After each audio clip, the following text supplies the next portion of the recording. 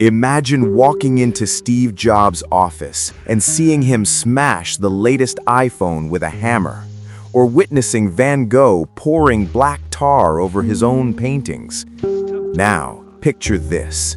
This is Ludwig van Beethoven, and he is tearing his instrument to pieces. His neighbors thought he had gone mad, but he wasn't mad. He was defying the laws of physics to hear with his bones. What drove the greatest composer in history to the point where, just to hear a single note, he had to lay his piano flat on the floor? To understand that saw and that rage, we have to go back to a childhood that was stolen.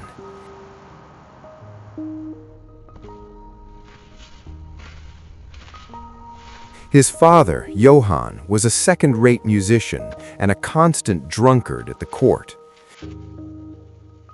Johann had read in the newspapers about an Austrian father touring Europe with his young son, Mozart, and making a fortune from the boy's genius. Johann decided to turn little Beethoven into Mozart II, not for art, but as a business venture. His teaching method was torture.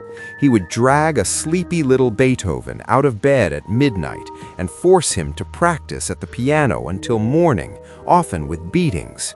If Beethoven tried to compose his own tune or improvise, he was punished. His father didn't want creativity. He wanted an obedient, money-making machine.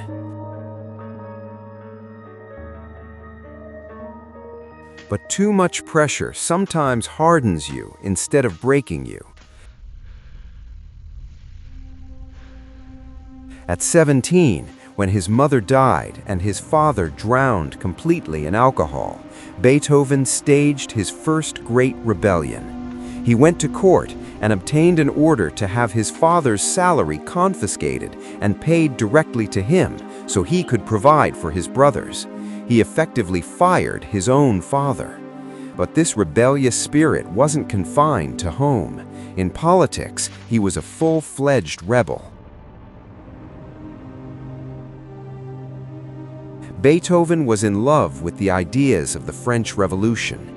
He dedicated his Third Symphony, the Eroica, to his hero, Napoleon Bonaparte. He believed Napoleon was the savior of liberty. But the day news arrived that Napoleon had crowned himself emperor, Beethoven exploded in his room. He shouted, "So he is nothing but an ordinary dictator after all." Beethoven crossed out Napoleon's name from the score's title page with such fury that his pen tore through the paper. That tear is still there on the original manuscript in the museum, a scar proving that Beethoven bowed to no authority. But fate had a cruel joke in store for him. In 1798, at the peak of his fame and youth, Beethoven noticed a strange sound, a constant ringing. At first, he thought it was temporary, but the sound didn't stop. The high frequencies, the sound of flutes, birds, women's voices, slowly faded away.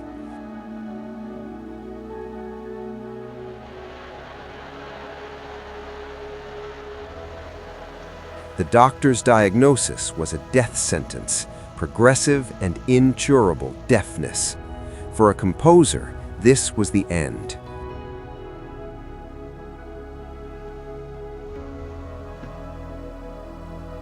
He became paranoid. He avoided his friends so no one would discover the great master was going deaf.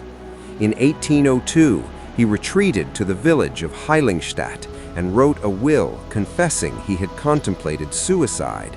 He wrote, "I would have ended my life, only my art held me back."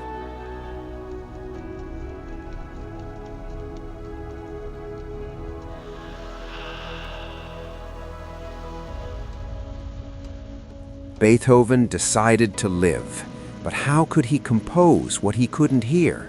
This is where he transformed into an acoustic engineer. He discovered a principle we now call bone conduction.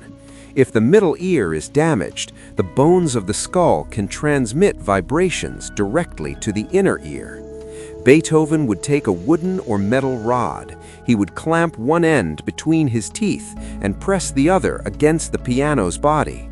When he struck a key, the vibration would travel through his teeth and jaw, shaking his very brain. He didn't hear the music, he felt it.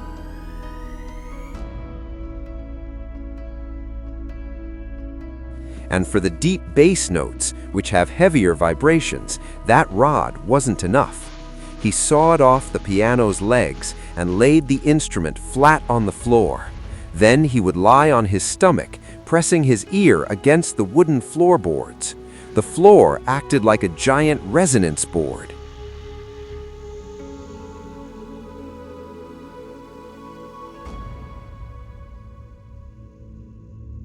His neighbors heard the piano being pounded, but Beethoven was lost in his world of vibrations. Living like this turned him into a strange man. Since he couldn't hear anyone, he invented conversation books. Anyone who wanted to talk to him had to write in the book. Today, hundreds of these notebooks survive, revealing the intimate details of his daily life.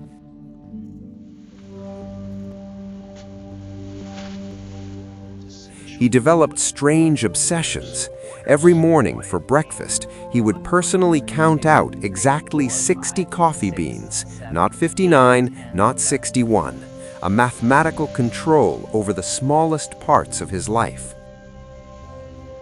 And among his messy papers, a letter was found that was never sent, a letter to an unknown woman whom Beethoven addressed as his immortal beloved.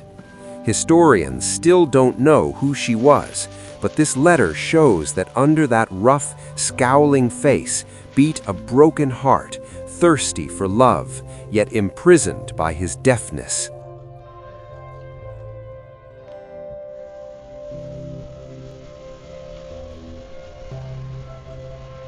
In such complete isolation, he wrote his greatest work, the Ninth Symphony. By the time he was writing this masterpiece, he could hear almost nothing. The entire orchestra, the choir, the notes, they all played out only in his mind. The night of the premiere arrived. Beethoven was on stage to control the tempo. When the final glorious note was played, the hall erupted. People were standing, screaming, and crying, but Beethoven stood with his back to the audience, still staring at the score. He couldn't even hear the applause of thousands.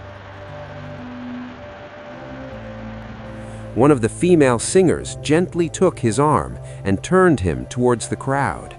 Beethoven heard no sound, but he saw the image. People were throwing their hats and handkerchiefs into the air so the master could see their applause with his eyes.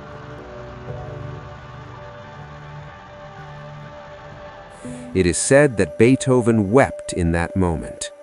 Beethoven died 3 years later during a storm of thunder and lightning, but his story doesn't end here. 21st century doctors performed advanced tests on locks of Beethoven's hair to understand the cause of his ailments. The result was shocking: lead poisoning. The level of lead in his body was 100 times the normal limit. Perhaps he ate from lead-glazed pottery, or maybe the medicines his doctors prescribed contained lead. The real tragedy is this: the very things meant to heal him were slowly destroying his nervous system and plunging him into silence.